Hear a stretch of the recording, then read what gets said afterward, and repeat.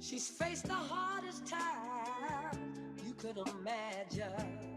And many times her eyes fall back the tears. Lord, Lois Lane, she numb to a pain that's Novocaine. Her Superman will never show again. He left her with 2 girls, 1 boy to raise, and that's 3 on 1. With no help, no sir, not none, and she ain't no none, she got baggage. TSA, she got damaged. The pilot of her plane that crash landed a few blows, a few times. Her oldest comfort, the other 2 crying. The coldest nights that came to her, and these voices point the blame to her. The hope is vain to her, cause God can't be watching. If he was, then why he ain't ever stopped it? Then she stopped in the tracks to hear the sound of her voice. Hello, welcome to Big Mama's Kitchen. Big Mama is gonna cook up some old-fashioned dishes today. I'm gonna do a shortcut to an old-fashioned butter roll, and I have a pork chop recipe that I made because one day I went into the cupboard and I didn't have any oil, so I couldn't fry my pork chop that day, so I just came up with this recipe, but it's been a hit for the family. And my boys, I had 3 young boys, and they just loved it, and they cook it every day, every chance they can now for their family. So first of all, we're gonna start off with the old-fashioned shortcut to the old-fashioned butter roll. Okay, in this bowl here, I had started it out with 1 cup of sugar, okay, and 1 teaspoon of cinnamon, and a ½ a teaspoon of nutmeg. I'm going to add another cup of sugar, but it depends on how sweet you want it to be. Okay, so we're going to just eyeball this for this time, but next time I have my correct measurements for you. And I use pure cane sugar. Use the best of the cinnamons and nutmegs and spices. And I take those dry ingredients and I stir them together until they're well mixed in my bowl. Okay, and after that, I mix those up. Okay, I set this to the side. Okay, then I get a stick of real butter, not margarine. The organic butter is better. So I take a stick of real butter and I get some already made pie crust. And that's my shortcut. Instead of making it from scratch, I get the ready-made pie crusts that's in the box. They're in the refrigerated sections at the store. Okay? So it comes 2 in a package, and I have 1 laid out here on my cutting board. And what I'm going to do with that one is, you see I got it rolled out. It was rolled up like this, but I rolled it out. And I'm going to take my butter, and it's softened. Okay, real soft. I'm going to take this butter, and I'm going to just slather. Just rub it all over this crust. Okay? Just cover it with crust. Cover the crust with butter, sorry. Okay? And once we get this crust covered with the butter, we'll take it and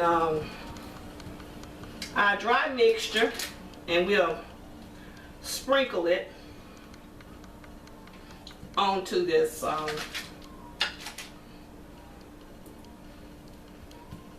okay.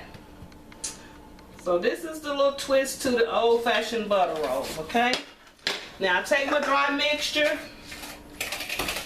and I sprinkle it all around. Make sure you cover it real good. Okay? Once you get it covered up, it depends on how many rolls you make. I have a big family.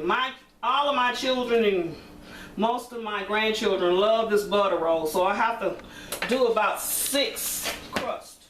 So I'm just doing 2 today. So anyway, after I get through sprinkling, I take and roll inward like this, fold like this, okay? And take this, pick it up. Right here is my dish. And I take this and I put it into the pan like that, okay? And that pan is approximately, I guess you would say, 9 by 10. I'm not sure. But anyway, you see what size I got here. Okay, I'm gonna put one more in there. Okay, that should be a pan full. But my pan that I use is much bigger than that. For this demonstration, I'm using a small pan and doing a smaller amount. So, okay, I'm gonna do the same thing. Unroll the crust. Okay. Slather it with butter. And while I'm doing this, I have my oven preheated to 450. Okay?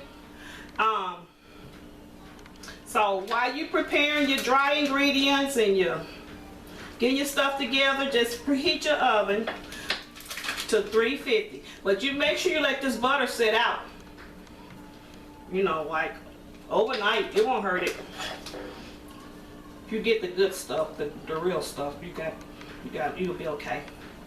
Okay, now, so that was a stick of butter almost for two crusts. Okay, I'm gonna leave a little bit to put on top. Okay, now sprinkle some more of the dry ingredient inside of the crust. If you notice that I got my crust laying on the I'll show you the sheet when I take it up. And it's very important that you be clean with your cooking and stuff, because I got this cutting board on here. I wanted to make sure you know that one side is for vegetables and one side is for meat, and we want to keep it that way. So let me show you what I do. Okay, now I got those two in there. Okay, this is my cutting board. One side is labeled for vegetables, fruits and vegetables, and the other side is labeled for meat. Okay? So, but when I want to do my pastry, instead of using my nice butcher block here, I have one built in, but I can't get it out right now. But instead of using that, I just use this little plastic thing right here, and it's washable. It's dishwasher safe. The only thing you do is put it on top of your cutting board, and you can keep from messing it up. Okay, the next step is you take the rest of the butter and rub it over your crust. Okay, this is called a butter roll. That's why we're using so much butter. Okay. And usually I make my crust from scratch, but this is the quick way to do it. Okay. Now, since that's done, next thing I do is measure out a cup of milk and add that milk to the remaining of my dry ingredients. Okay. Now take that and stir it up real good till the sugar dissolves.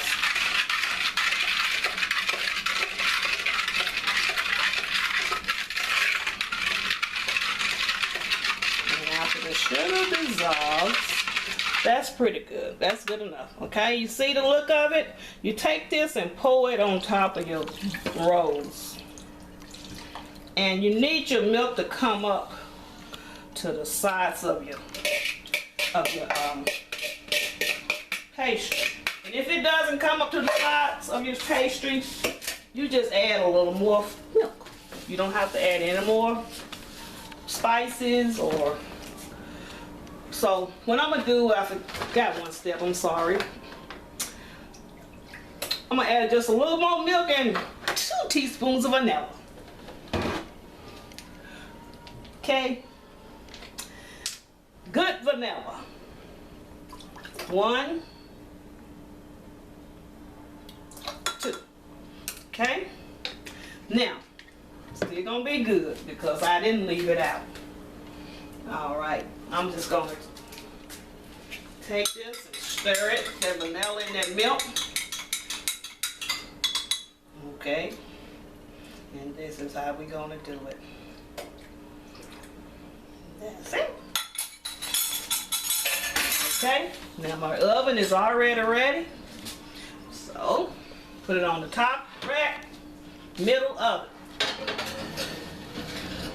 We're gonna bake this until the crust is brown. Okay? Alright, now, that'll be about 15 to 20 minutes. You can check it out for 10 minutes. Okay? That's my old-fashioned, shortcut to my old-fashioned butter roll. Next recipe will be Big Mama's pork chops. Succulent. Tastes like steak. Welcome back to Big Mama's kitchen. Now I'm gonna fix some pork chop. I'm naming them Big Mama's succulent pork chops. They so good that people think they're steak, but they're pork. So first of all, I prefer center cut pork chops, but any pork chop will do. You take the pork chop, wash it off, and you put it in a skillet that's big enough to hold the number that you're gonna cook. You want a single layer in the skillet, but you lay them in that single layer in the skillet, and you fill the skillet with water just enough to come up to the pork chop. You do not need to put too much water on this pork chop, okay? I'm gonna add the water, and you'll see it comes up to the side of the pork chop, okay? It does not cover the pork chop. So I place this back on the stove and put it on like medium heat, and we'll add our seasonings, okay? And what we need to season our chops is salt, and I just eyeball. You do it. You put the amount of salt to your taste. So I just eyeball it, and I start like on one side of the skillet and go over to the other side. Come back like that. That should be enough, because we're gonna add Worcestershire sauce, and it's salty. Okay. Then the next thing I add to my pork chop, and I'm gonna put them up on high till they start boiling. Then I turn them down to medium. Is black pepper, and I do not like my black pepper on top of my chops, so I put it in the water. Okay, so in between the chops is water. So that's where I put my black pepper. Okay, and you can also use seasoned salt for this instead of just the regular salt. Okay, then the next thing I add is the Worcestershire sauce. I can't say it too well, but you know what I'm talking about. And I like French's better. Okay, but you shake it up, make sure that it's good and mixed. Turn the bottle upside down and make sure it's mixed, and make sure the top on before you do that. But anyway, I start out adding Worcestershire sauce to taste. I do not measure this. I just shake it on, pile it on. Okay, pile it on. No measuring. This is what gives the pork chop that dark, deep color, and make it the steak color. And oh, I got a mess going. Okay. Okay. Alrighty. After you get the Worcestershire sauce in there, then we're gonna add some onions. Okay. And the only thing I do is quarter the onion and slice it and lay it about in the water and let all of this come to a boil. Okay. So you see I add quite a bit of Worcestershire sauce. Okay, but that's what gives it a good flavor. So my onion is next. Let me clean up a little bit here now. You don't want this to stick, okay. All right, that's the second. And I'm gonna show you how to do your onion so it'll cook up nice and fast with the chops, because you don't have to cook them too long because you don't want to overcook them. Okay, I take an onion and I peel it. After I peel it, I cut, divide it in fourths like this. Then I take that onion, slice it like this into the skillet, and I try to put it into areas where there's water, so then that will get a chance to cook on up there. But you use a whole onion, okay? And for these chops, a yellow onion is better, but whatever kind you like, you can use that. But I like the good onion taste. Okay? So I got some already cut up over here. I'm gonna add a few more to that. So,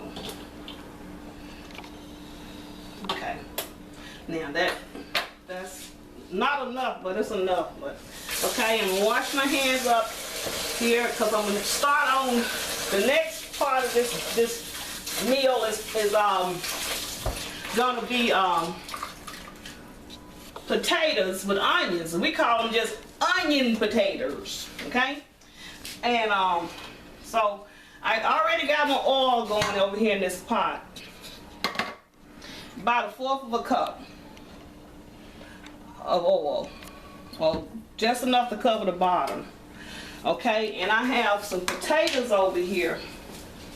The regular, you can do the Idaho potatoes or the regular russet potatoes. But I have them over here in this bowl, and they like cubed. Okay, this is what I call cubed. And you cut them up like that, and you need to rinse them after you cut them up like this, after you peel them. So I'm gonna peel one more and show you how I did it, okay? So over here I'm gonna peel my potato with a paring knife, because I like that control. It's better control for paring knife. And I like to get every little old bitty piece of skin off as I can. And in the dark places, I cut those out as well. I don't like that. And my potatoes. Okay. Alright. Okay, after I do that, I take and rinse this potato. Rinse it real good. And my knife. Okay. And I come over here to this bowl, cut it in half, lengthwise. Okay? Then I cut that half in half again, so it's in quarters. So then I take my knife and take those two halves, the pieces there, leave them together, and then I do my cubes. See? That's the cube. And that's how I get my cubes. Whoops. Okay. Alright, now, after cubing my potatoes, I take these, my oil should be ready, and I come over here and I test it. Okay, yes, it's good and ready, but you got water in the bottom of this bowl, stand back off of it, put a few pieces of potato in it like this. Do not stand over that grease with these potatoes, and do not pour them from the bowl into the pot, because you got water in the bottom of this bowl and it will burn you. Okay, so you have to just add them from the front part of the pot. You'll have an opportunity to stir them and move them about. Okay, next, put them all in there. They frying nice and good. Can you get a shot of my fry over here? Okay, you're going to turn that pot back up so it can keep on frying at a good pace there. Okay. All right, now you see that water in the bottom of that bowl? That would have burnt you up if I had to hold that in there. Okay? All right, now. Okay? Now, to this I add a cut up onion, a whole onion, okay? Just like I did for the pork chop, I just cut the onion up. And that's why we call them onion potatoes. Okay, now, and then you add salt and pepper to taste. Potatoes take quite a bit of salt, so you got to know the type of salt you use. Iodized salt is saltier than the regular salt, table salt, and so it takes more iodized salt to salty anything. Then you take and sprinkle your black pepper on your potatoes to taste. Okay? Like them hot, put more black pepper. Put less if you don't like them hot. Cooking for a bunch of kids, you just do about like what I just did. Okay? All right. My pork chop cooking good. Now, what I need next is a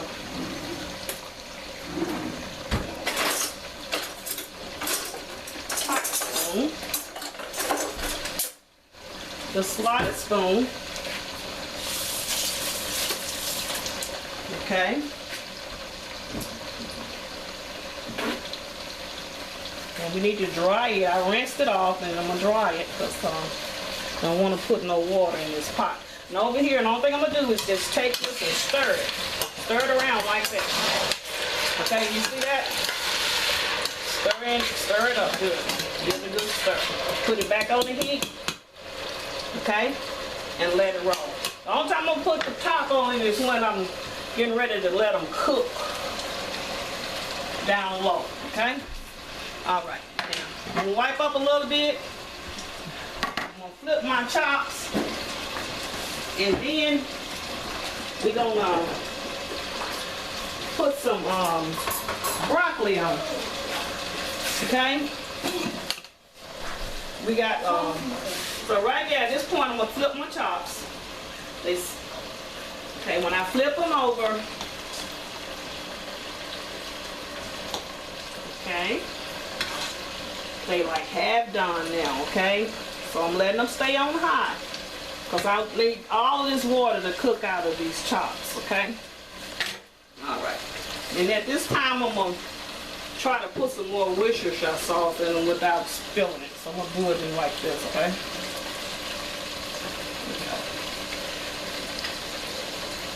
Alright. Yeah. Okay. Big Mama, want you to see, look at this skillet here. I want you to see how the chops, how low the water is in the chops, okay? And then it's time to turn them, because see, this one side has already got that good deep caramelized color, but we want to turn them down so the other side will get that color, okay? So you see how deep that color is? We're going to keep turning them, because the water is almost cooking out, and then they are ready. They are done, but we just need to let them simmer. And then the onions is cooked and ready. So at this time I'm going to add just a little more of Worcestershire sauce. Because I like for mine to be good and golden and be dark like steak color. And we're going to let that cook down. Okay. Okay, my pork chop are ready, y'all. See how they look?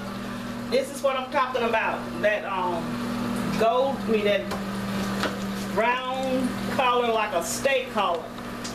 And look at the onions in the skillet there. What color they caramelized in that little sauce, and see that? But we're gonna let that come to a fry. You hear it sizzling. You hear it sizzling? Okay? When it gets through sizzling for a few minutes on one side, you're going to flip it to the other side so it can sizzle. And we're going to make sure all of the water and sauce is reduced to nothing but like a gravy, okay? So this is what we got. It's been reduced to a gravy. Okay. All right. Now flip that one. See that one there? Oh, that was a beautiful one right there. That's a beauty. That's a beauty. This is what I'm talking about. Succulent. Succulent chops. Big mamas.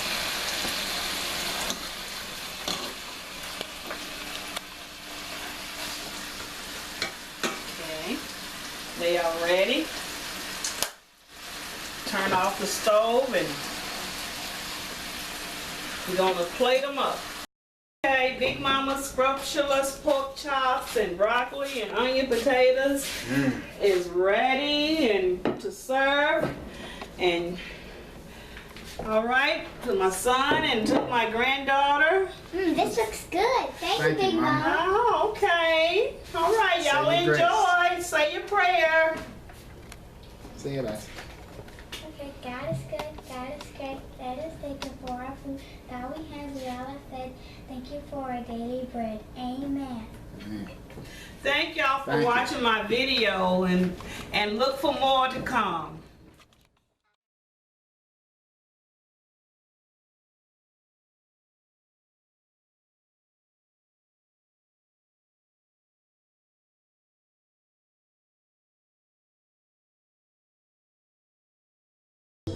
And hold it in my hand. I cannot take the lightning and flash it across the land. I cannot take a piece of clay and mold it into man, but I have a Father. I have a Father who can.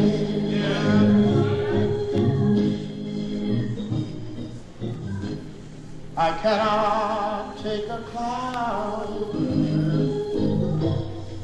ascend into the sky. I cannot love humanity so much that I would die. I cannot name the stars above or count the grains of sand, but I have a Father